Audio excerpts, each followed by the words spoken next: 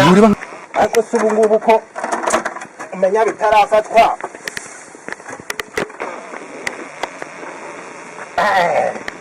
umunsi w'umuganda ajya ninywera itabi jewe ntabwo jewe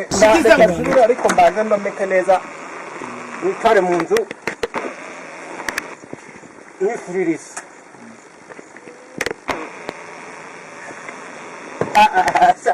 umuganda ugize n'abayobozi ko bataza ngo tugende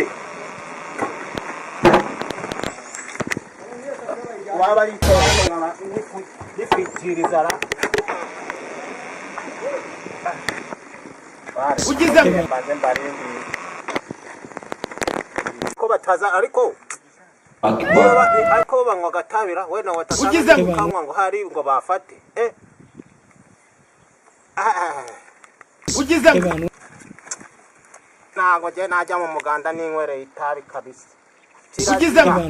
umutekano bagenda neza umutekano nta kibazo rwose genda mu umutekano turi kutumwe niko dushinzwe umutekano hano akaba umuntu w'umunyabwenge kandi bizwi neza ngo ntabwo muzi ugize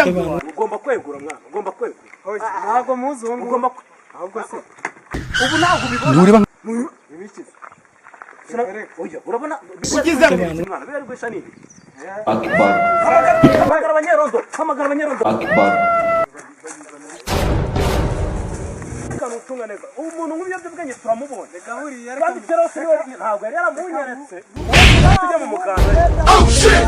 muze tumaze tujya gukora umuganda muze dukora umuganda mwana Akbar. afate mu mudugudu wanjye umutekano ubutaha tuzavugana kiriya kibazo wagikemura ariko kwanza reka manze nihagarike uze tunabisubiremo iki kibazo